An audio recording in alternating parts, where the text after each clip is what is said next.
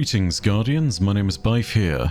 Today we're looking into the lore of the new exotic weapon coming fresh out of the Sundered Doctrine dungeon, Finality's Augur. Design-wise, this is definitely one of the coolest weapons I think that's ever been made in Destiny. It's got that kind of trait of, oh yeah, it's got this alternate thing it does, except the alternate thing is completely wild. We've seen a lot of options for passive damage, and Warlocks in particular have seen a lot of turrets in this game. This is just like a whole other level. I've seen people compare this thing to an airstrike, and honestly, yeah, apt comparison having used it myself. The great thing about this weapon is that it's also got some absolutely fantastic lore behind it.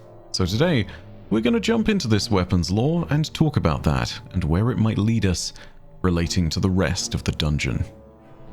The first thing you need to know to understand this weapon's lore is that despite its appearance with the pastel colors, this is clearly pyramid technology, or at least it's based on pyramid tech. It's perhaps no surprise that we should find something like the Augur here in Rolk's pyramid. After all, the place is crawling with relics, and that's the whole reason why the Hidden are here. Speaking of which, the Hidden have a part to play in this story too, and in particular, a guardian named Truce. It should really be noted that Truce isn't just some random nobody guardian, though I guarantee that very few people will have heard of him. His record might be a little bit less formal than the other agents amongst the Hidden, like say Chalco or Arnor Mahal, but he's definitely earned his stripes. And how do I know that? Well, I know that because he was one of the 6 guardians that defended the wall at Twilight Gap, joining the esteemed company of Abdi, Nkeshi 32, Lue Feng, Anastasia Bray, and Lord Shaxx himself. Truce has also been responsible over the years for some pretty serious reconnaissance. In the last 10 years, alongside his ghost Cowlick, he was able to tap into Awoken intelligence feeds and recovered some of the most fascinating reports that we've ever had in the lore, namely the reports of the Cocytus Apertures, also known as A113, and yes, there is a reference there. These are portals that supposedly link to other planes of existence, including the Ascendant Plane and the Realms of the Nine. He's also one of the scouts that gave up-to-date intelligence reports on the nature of the Leviathan and Callus during the early years of the Red War, when the ship had just arrived in the system. Neither of these assignments were simple or safe, but Truce was more than up to the task, and I just want you to all remember that, because I need you to understand that he is one of the Old Guard. He is worthy of respect. And that context means he's seen a lot and is mostly unshaken. It matters, because what happens next did shake him. When we recovered the weapon, I think that canonically, we handed it over to the Hidden for inspection. Given that it came from deep within the pyramid ship, this isn't out of the question, but this inspection was then handled by Truce. His findings are disturbing, and raise a ton of questions about the weapon. We can find all of this information in the lore tab of Finality's Augur, which is a hidden dossier and message sent from Truce to Chalco, another agent of the Hidden. It reads as follows. Write the future into the present. Access restricted. Report number 177 Pyramid Weapon. Agents Truce 135. Subject: this benighted thing. 1. Chalco, when word started going around, you know what I thought? I thought, oh good, maybe Truce gets out of this swamp. Maybe Truce gets to use some of that time off he's had banked for a century. Know what I think? It doesn't matter, because Cowlick won't let me write it down in an official report. 2. Okay. This thing gives me the creeps. Gave it all the standard tests, some extra. I licked it. That's how I know it's bone. Sticks to the tongue, stone doesn't. Cut out my tongue after just to make sure, so don't worry, no contamination, and Cowlick made me a new one, no problem. There's a lot of raw data I want you to read over, and maybe send up the ivory tower. It's not that I don't trust my gut, it's that I don't want to. So, we're paracausal, right? Effect and cause all shaken up, no connection. Everything else is connected forward and back through time. Tug on the butterfly here and make a cyclone there. As far as I can tell, this thing made itself. Spontaneous acausal generation. My best guess is that there's so much will hanging around that it crystallized. Pure I am and I gotta. Embodied stubbornness. 3. All my informants are useless, so I have to be blunt. Tell me how it went. Drinks, usual place. I'll pay this time. Promise. Message ends. Open attachment. For a weapon to be created in the powers of darkness is an incredible thing for sure, but that is not unprecedented. For a weapon to literally create itself, that is unheard of. If Truce's assessment is correct, then Finality's Augur is not just created in and from darkness, but it perhaps represents the will of a dark entity or force. The question then immediately becomes whether this dark force is something we know. Could it be that this is a reincarnation of Rolk's will? After all, the perks on the weapon do describe the idea of a ruin scribe, one who literally writes ruin, and one of Rolk's greatest feats is doing just that to his homeworld. It's what he named his glaive for, Lubray's Ruin. Truce also describes the weapon as embodied stubbornness for its ability to manifest itself just because. And if ever there was a trait to describe Rolk, I think embodied stubbornness isn't too far off. When you see him in Vow of the Disciple, Rolk is just the epitome of arrogance, and he unquestionably has a remarkable degree of will. So yeah, embodied stubbornness? I don't think that's too far of a stretch. But Rolk's not the only possibility here for the nature behind this thing, because there's a lot of will floating around in the pyramid. It's possible that this could also relate to the worms within the laboratory that we find in the dungeon, and the immense amount of power that was clearly able to be siphoned from them even in death. It's long been guessed at and basically confirmed that the worm gods might still be able to assert some small degree of influence after their deaths, especially if they share an ecological niche with the Ahamkara and have similar evolutionary traits. We see this in particular in their use of the own noun mine verbal cues to designate themselves as powerful over those that they address. They use those words to create a possessive verbal invocation that acts as a sort of spell. And even with all of that not being considered, I think it's fair to say that there's evidence of worms still living on after their death as well. After all, we have one stashed in our vaults, the Whisper of the Worm. Zol was able to manipulate a massive group of Taken below Io's surface, and that was after he had been killed by us. So it's not impossible that the will of all these dead worms was festering within the pyramid too. So this doesn't just need to be Rolk. It could be someone else. It's at this point that we can see a little more of what the weapon might be thanks to the nature of its material construction. The use of bone in particular is striking because it implies that there was something that was deceased from which this weapon was fashioned. A worm, or perhaps even just a Leviathan proto-worm like Arsa, or the Leviathan of Fundament, might be a prime suspect for such a deceased creature. I should also perhaps clarify something briefly. I've been referring to worm gods this whole video, but I am not saying that the 3 remaining worm gods are in this dungeon, or that we find them as strewn carcasses. That is not at all what I am intending to say.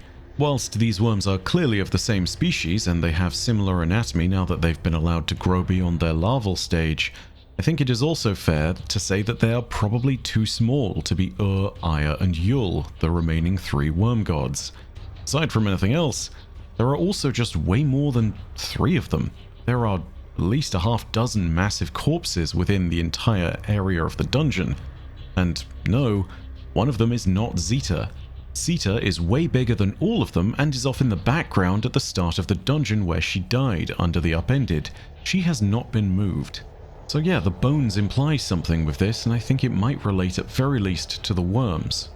But this act of spontaneous creation that the weapon somehow was capable of also bothers me for another reason, and that's because creation out of nothing like that is generally not a thing that the darkness does.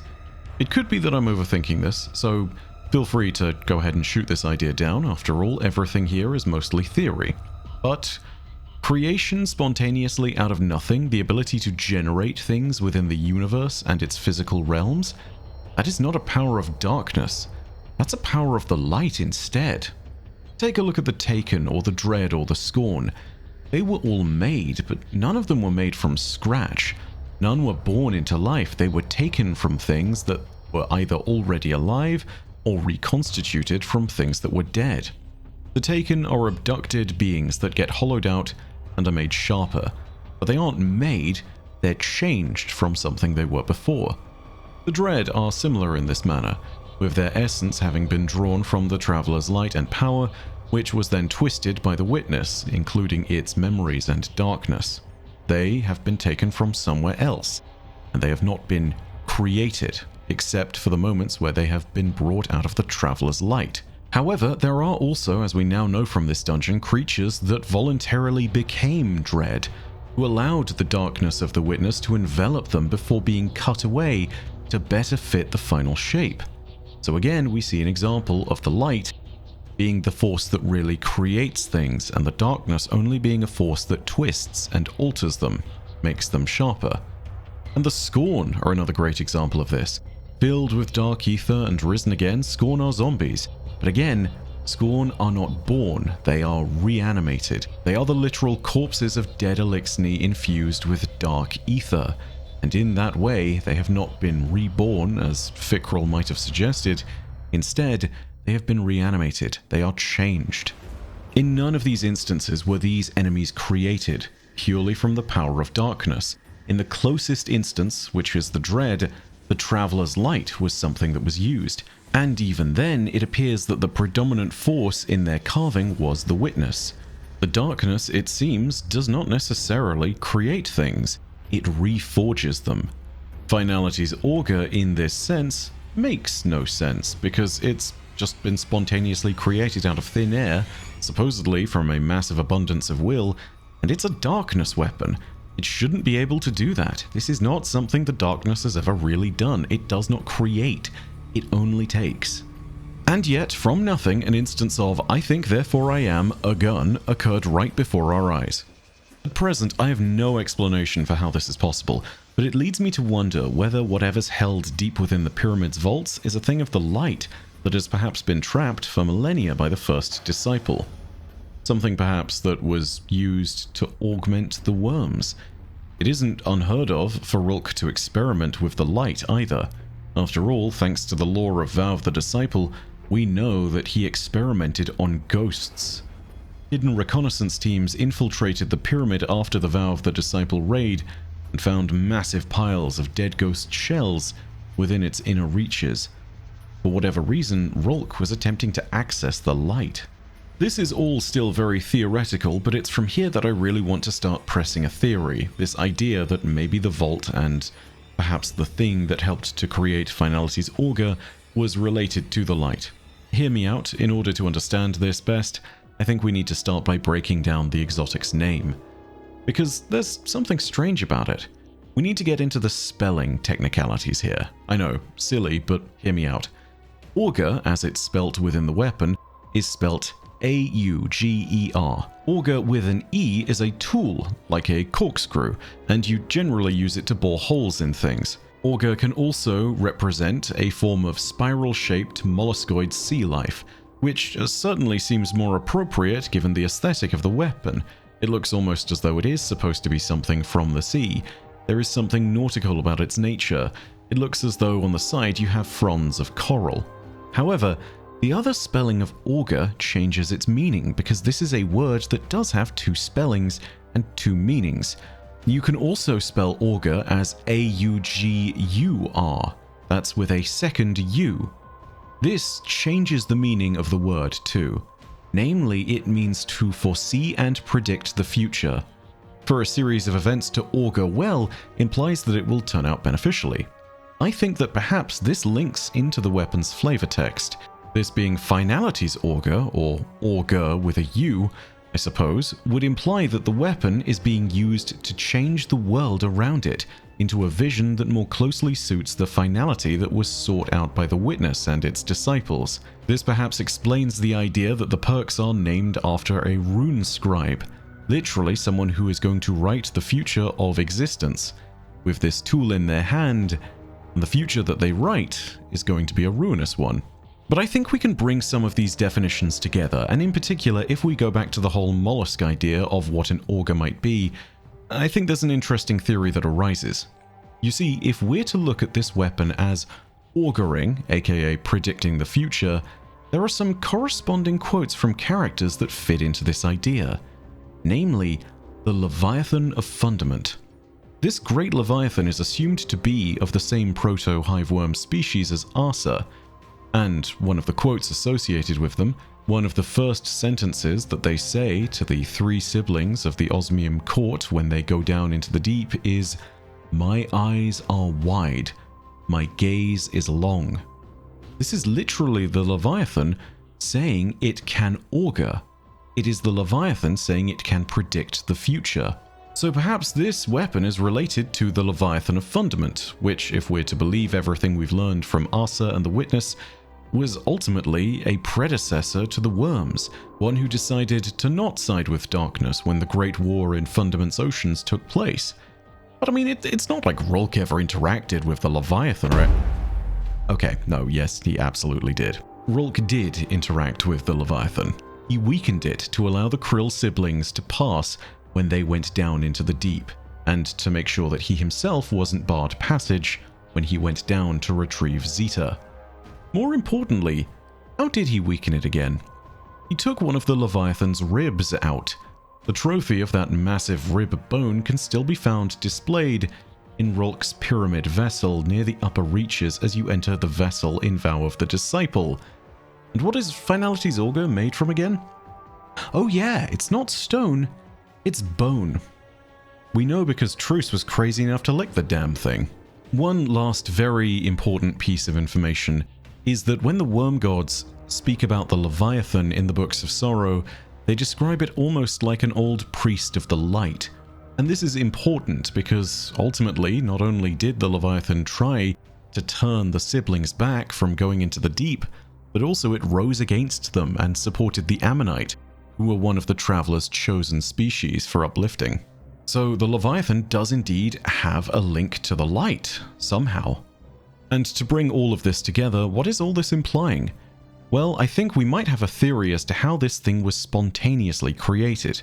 I think that the will of the worms has somehow been able to use the power from the light that is still kept within the bones of this weapon. Bones that perhaps used to belong to the Leviathan. Using that light and the pure willpower within the pyramid ship might have been enough to manifest this weapon. After all, take a look with what happens in the final shape. Combining light and darkness leads to spontaneous creation. What is imagined can be created from a combination of the two. And after all, it seems clear from Truce's report that the weapon was created through paracausal means. The weapon was able to manifest itself. Whether the will that's behind the darkness portion of the weapon is from Rolk or the worms, it doesn't matter. This is the result. A weapon that seems to have been forged from the memory of light and darkness. That's just the theory to it, though. What's even more distressing, though, is simply that such power to spontaneously change and create things like this without any causal origin point is exactly the kind of power sought out by the Dread. So here I want to propose a theory, namely that whatever is in the deepest of Rolk's vaults, the thing that the Dread were drawn here for, is potentially a more powerful part of the remains of the Leviathan of Fundament. Not just the rib bone that was kept on display, but something more primal, more core to it. And more importantly, something with at least a little connection to the light.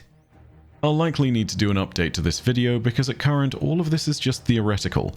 But based on my little explorative set of tangents here today, I think you can all see that this weapon is a genuinely fascinating enigma.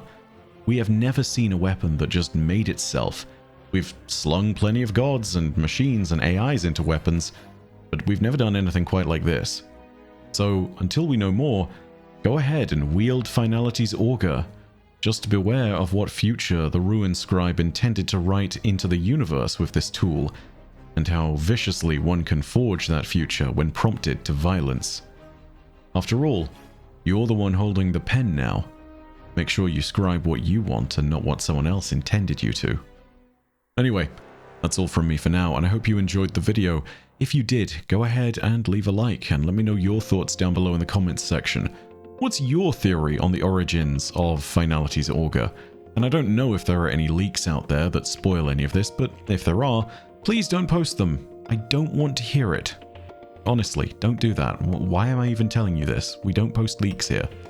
All of that being said, thank you very much for watching, and know that as per usual, your viewership is quite enough for me. And that in the meantime, my name is Bife. Parodasia ad Astra. I'll see you, Starside.